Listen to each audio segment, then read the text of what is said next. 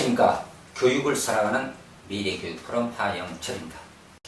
오늘 얘기할 것은요, 지금 우리 초등학교 6학년, 6개학년, 6년간, 그 다음에 중학교 1년간 중간고사와 기말고사를 보지 않는다. 이제 이겁니다. 그래서 학부모들이 사설기관에서 하는 시험을 본다. 이런 기사를 제가 읽었습니다. 이런 것이 있었어요. 초등학교 시험 2011학년부터 없애자. 2011년부터 없애자. 출판사가 주관하는 수학학력평가 응시생이 4년 새 4만 명이 급증했다. 수학인데 수학시험이에요. 4만 명이 급증했다는 거예요. 그리고 학교선 시험 안 보니 사설시험 몰려간 초등생이 약 10만 명이다 그랬습니다. 10만 명. 그리고 보니까 2019학년 또 금년에는 아마 연말에 가서는 12만 명이 될 것이다. 이런 보도도 제가 봤습니다. 그리고 학교에서 시험이 없어졌기 때문에 외부 시험에서라도 아이의 객관적 실력을 알아보기 위해서 우리 학부모님들은 사설학원을 찾는다. 이런 기사를 제가 읽어봤습니다. 자, 여기에서 그러면 중간고사와 기말고사를 학교에서 왜 봐야 되느냐? 왜 봐야 되냐? 그 필요성이 있느냐? 이제 이것부터 한번 이야기를 해봐야 되겠습니다. 중간고사하고 기말고사의 시험은요, 해방 후 지금까지, 이게 2011년 이전까지죠. 쭉 봐왔습니다. 그게 바람직하지 못한 시험이라고 하면은 지인즉 사라졌겠죠. 근데 2011년에 와서 이게 지금 초등학교는 시험이 사라졌습니다. 그리고 중학교 1학년은 자유학년제를 실시하면서 자유학기제 하면서는 1학기 시험만 없앴고 자유학년제를 하면서 1, 2학기 중간고사와 기말고사가 사라졌습니다. 그러면 중간고사하고 기말고사가 왜 있어야 하는가? 왜 있어야 하는가? 그런데 이 중간고사와 기말고사는요, 결과평가거든요. 그래서 이 중간고사, 기말고사는 어떻게 보면 또 상대평가라고도 볼 수 있어요. 물론 절대평가라도 볼 수 있습니다. 그러나 특성상 상대평가의 성격이 더 높아요. 많아요. 그래서 이 시험을 보면은 서열이 나오게 됐어요. 성적에 서열이 나와요. 중간고사하고 기말고사는 개인, 물론 그 학급 단위도 할 수 있어요. 근데 개인별, 교과별 성적을 비교할 수 있다 하는 겁니다. 예를 들면은 A라는 학생이 수학이 60점, 영어가 70점 이렇게 점수가 나왔다 하면은 수학이 영어보다 10점이 높잖아요. 그러니까 수학을 영어보다 잘한다. 되게 우리 학부모님들은 그렇게 생각하십니다. 그런데 그거는 옳은 결론이 아닙니다. 왜냐하면은 그 반 학생들의 질을 알아야 돼요. 그러니까 평균이 어느 정도냐, 이것도 굉장히 중요하거든요.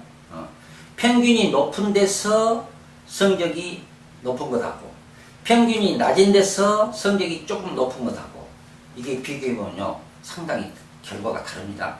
그래서 그런 경우를 우리는 무엇을 하느냐? 득점, 맞은 점수, 그 다음에 평균, 표준편차라는 게 있어요. 표준편차. 그래서 이 세 가지 요인을 갖다가 다시 분석해서 나온 점수가 표준점수예요. 표준점수를 가지고는 비교가 가능합니다. 자, 표준점수를 비교가 가능합니다. 그래서 이 중간고사하고 기말고사, 이런 정규고사는 꼭 봐야 합니다. 과정평가 가지고는 못해요. 그거 안 나옵니다. 그리고 지금 그 서열이 나온다 그래서 서열이 나오니까 학생들이 스트레스를 받는다. 서로 비교하기 때문에. 이제 이런 논리를 전개하고 있는데 저는 그럴 수도 있지만은 그러지 않는 경우도 많이 있다는 겁니다. 우리 학생들 중에는 성적이 우수하고 특히 외향적인 학생들은요 경쟁을 좋아합니다. 아마 제 방송을 지금 듣고 계시는 우리 학부모님들도 그것에 대해서 긍정적인 반응을 보이는 분들도 계실 겁니다. 아, 내가 학교 다닐 때 나도 그랬어. 나도 1, 2등을 했는데 어쩔 때 떨어질 때가 있었어. 그럼 다시 그걸 1등으로 다시 채웠을 때 그 성취감, 그 즐거움, 그 희열, 그거 대단해. 그게 행복이야. 이렇게 얘기할 수도 있을 겁니다. 그러나 성적이 좀 뒤지고 내향적인 학생들은 경쟁, 비교 싫어하죠.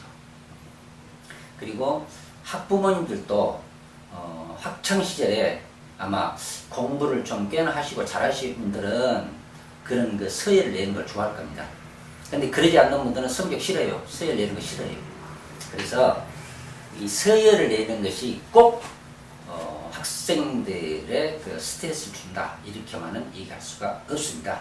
그러나 서열을 내므로써 학생들의 학력 증진에 효과가 있다 하면은 서열을 낼 필요도 있지 않느냐 하는 겁니다.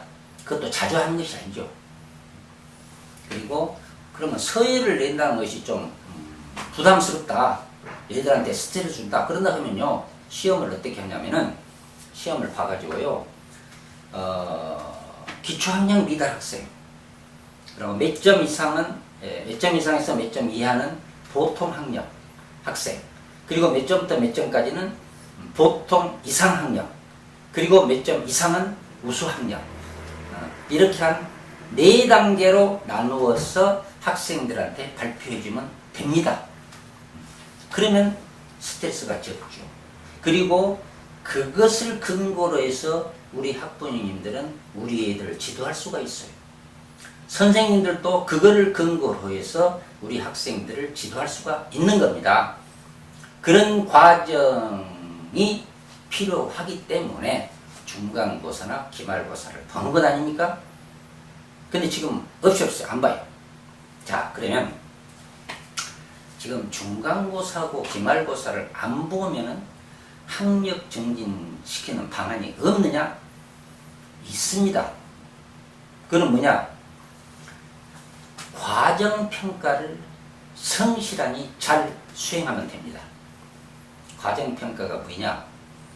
과정평가는 여러 가지가 있습니다만 제가 지금 얘기하고 싶은 것은 진단평가하고 형성평가를 얘기하고 싶어요.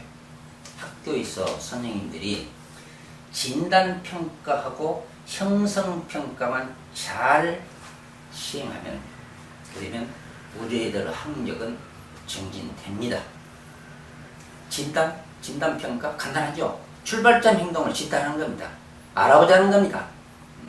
그래서 이 학습과제를 공부하는데 이전 선수학습 이렇게 이전에 배운 것 어느 정도 아는가 이걸 알아야죠. 특히 수학 같은 거예요. 수학은요 이전 시간에 학습한 것을 이해하지 못하면요 이 시간에 학습 못합니다. 공부 못합니다. 결손이 생겨요. 이게 계속 그럼 누적적 결손 결국은 수포자가 나와요. 그래서 수학에서 요즘 수포자란 말이 많이 나오잖아요. 영어도 마찬가지죠. 영포자, 수포자 이게 나오게 되는 겁니다. 그리고 7년간 안 보고 8년째 그렇게 시험을 보게 되면 정말 우리 학부모님들이나 학생들이 충격을 받고 거기서는 이제 어쩔 도리가 없어요. 이미 수포자나 영포자가 되어버린 학생들 구출하기가 어렵습니다. 그리고 아마 우리 학부모님들도 보니까 학원 시험이 보니까 수학이라고 나오는 것 같아요. 수학 학력 평가 이래요. 수학이요. 사실 어떤 분들은 어렵다 합니다만은 저는 수학을 전공하기 때문에 수학같이 쉬운 학문이 없습니다. 수학은 쉽습니다. 점수 따기가 가장 좋은 교과가 수학이에요. 그런데 학생들에 따라서는 수학이 참 어렵다는 학생들이 상당히 많습니다. 그러면 수학이 왜 어렵다는 말이 나오느냐? 이것은요. 저학년부터 결손이 시작돼 가지고 계속 누적적 결손이 나오기 때문에 그렇습니다. 저학년 때요. 이것이 거의 수학은요. 완전 학습이 이루어져야 됩니다. 그래서 1차 시에 완전히 이해를 해야 2차 시를 할 수 있고 2차 시를 이해해야 3차 시를 할 수 있어요. 이게 위계성이 강한 교과지 않습니까? 그래서 수학이 어렵다는 얘기를 그래서 합니다. 단계별로 완전 학습이 이루어져야 하는 교과가 수학이에요. 근데 한 단계 놀아버렸다. 하루 결석해버렸다. 그 시간 비워버렸다. 아파서 양호실에 가버렸다. 이러면 그 다음 수학 시간에 학습하기 어려워요.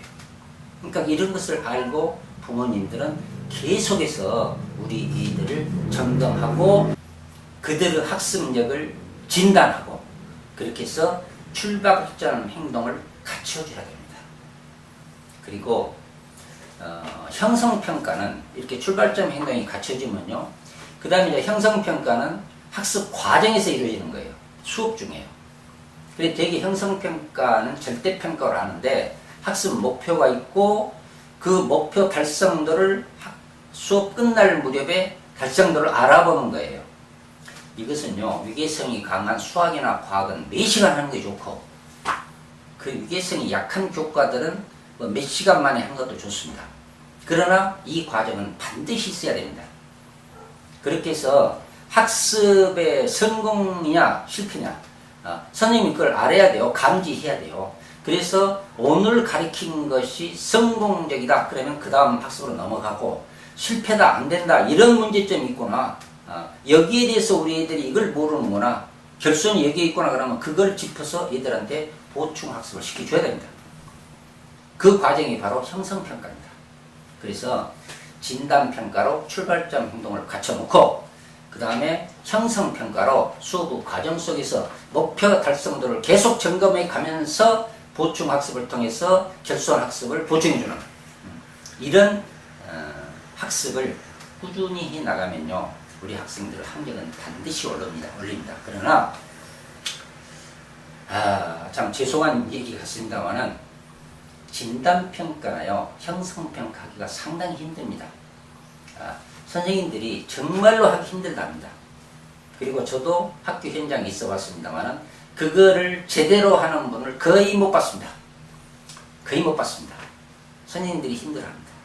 그러기 때문에 이 진단평가나 형성평가를 하면은 학습력은 올라간다는 것을 알면서도 그것을 실제로 시행하기가 힘들어서 그것이 일선 학교에서 그거를 제대로 활용하지를 못하고 있는 것이 현실입니다. 자, 그런다고 보면 어쩌겠습니까? 그런다고 보면은 과정평가도 어렵다.